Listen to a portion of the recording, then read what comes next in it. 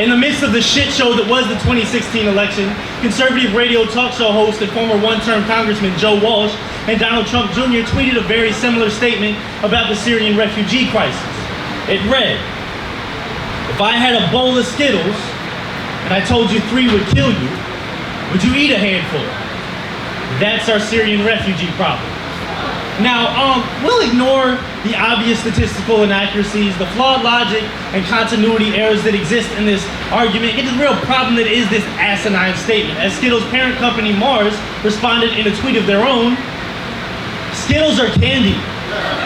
Refugees are people. It's an inappropriate analogy," and even added, "We respectfully decline from any further comment on this matter as that could be misinterpreted as marketing." And like that, a fucking candy manufacturer became the voice of reason and civility in a chaotic world, because they're right. You can't compare candy to people. It's not even comparing apples to oranges, because those are at least both still fruit. One is chewy artificial flavoring and a colorful crunchy shell. The other is a sentient being capable of feelings, thought, logic, redemption, etc., etc. But for the sake of argument, for shits and giggles, say you had a bowl of Skittles, right?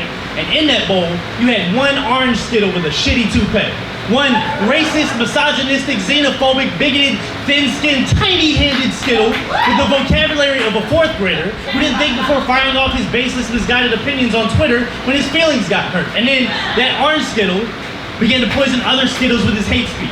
Somehow rose to a position of power, placed other supremely unqualified Skittles in high-ranking positions in his Skittle administration, and then started taking away Skittle healthcare, passing laws about the female Skittles bodies without their input, and then started attacking freedom of speech, freedom of religion, freedom of the press, and other constitutional Skittle rights, and then decided he wanted to build an unreasonably expensive wall around the bowl and kick some colors of Skittles out, even though they weren't doing anything wrong and were just trying to improve their Skittle lives. And then he started destroying the bowl and even the table that the bowl was on, all while denying that Skittles were having an impact on the bowl or the table, even though science proved otherwise. And then he started pissing off entire other bowls of Skittles.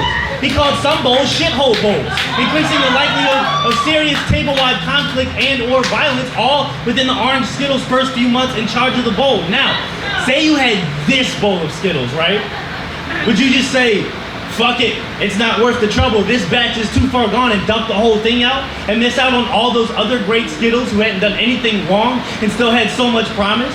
Or would you say, "Fuck the orange Skittle with the shitty hair," and take him out and a few of his Skittle sidekicks and dispose of them far, far, far the fuck away from the bowl they attempted to poison, where they couldn't do any more damage, because you know the rest of the bowl is so much better than that.